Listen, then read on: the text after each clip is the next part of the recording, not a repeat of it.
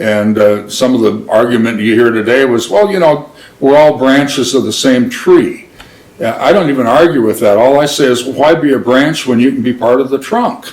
There was 1,000 years of trunk before you had that first great split in the 11th century.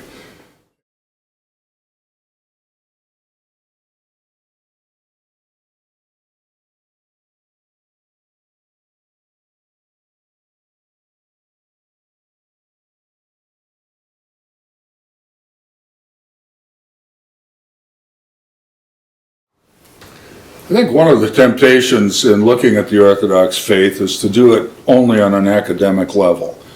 Sort of maybe like you tour the Louvre in Paris or any other museum. You admire what's there, the beauty, the lovely array of icons, the candles. There's an ambiance, to use a secular word, in an Orthodox church that's very inviting.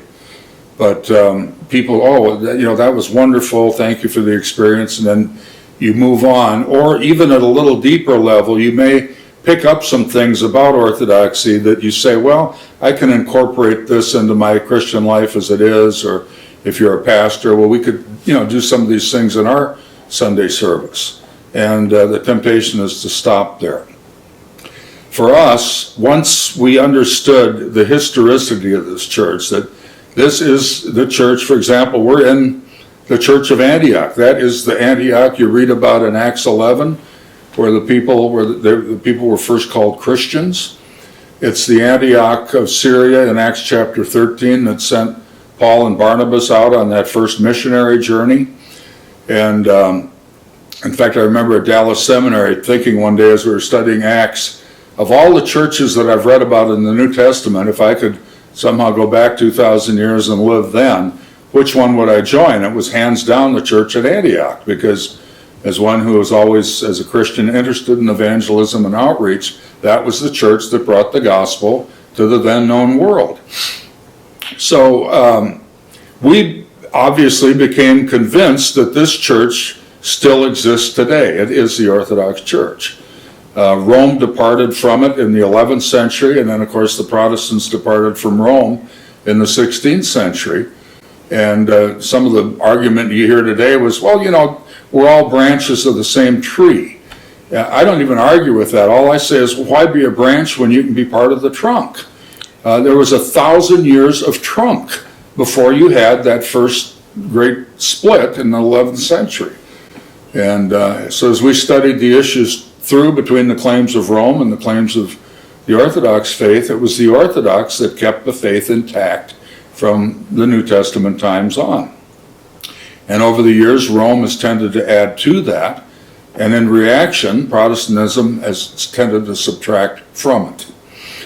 So we were compelled by the evidence to become part of the church. Now, what do I say to somebody that says, well, I just want to do it at the museum level?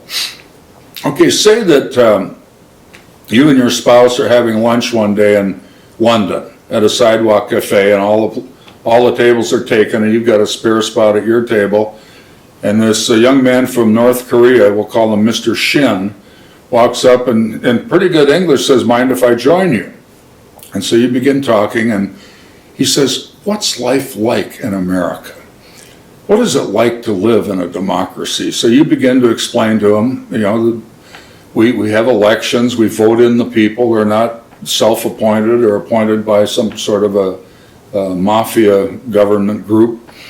And there's many freedoms we enjoy, the freedom of speech, the freedom of religion, and you go through the various areas of the things that make a democracy what it is. And he's fascinated. He said, that's amazing. You talk a little further, and you sense from his interest that he would like to embrace this as his life.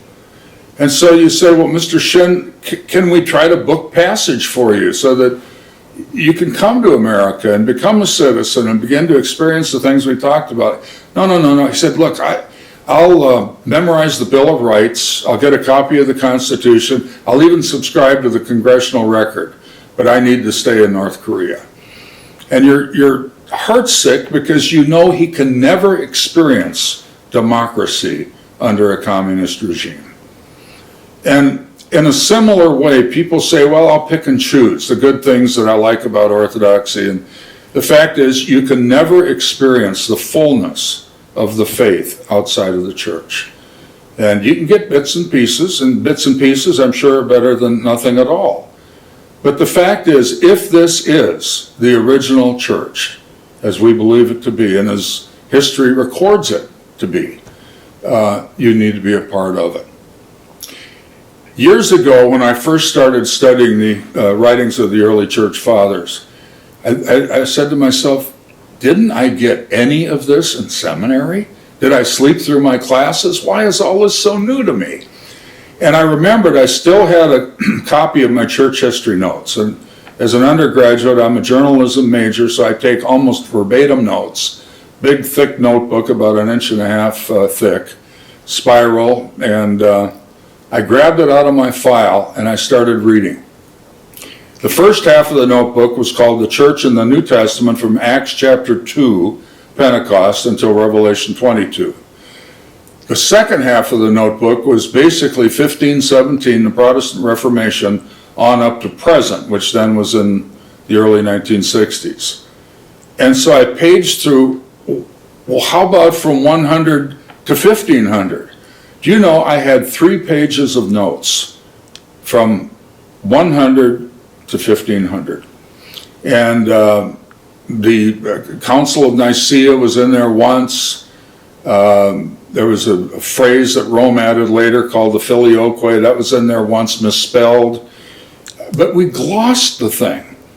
I'm convinced that if a person will pick up at the end of the New Testament and do the homework, reading some of the things I suggested earlier, specifically the Apostolic Fathers and some of the writings of the early Fathers, St. John Chrysostom's commentaries are still in existence, published by Erdmans, and others of the Fathers, and you fill in those centuries, you will end up Orthodox, because this is the original faith. And that was what compelled us to go from just, well, we'll pick up the greatest hits of Orthodoxy, if you will, and incorporate them, to know we need to be part of the church, part of the succession, unbroken lineage from the apostles on to today, and to experience the fullness of the faith within her walls.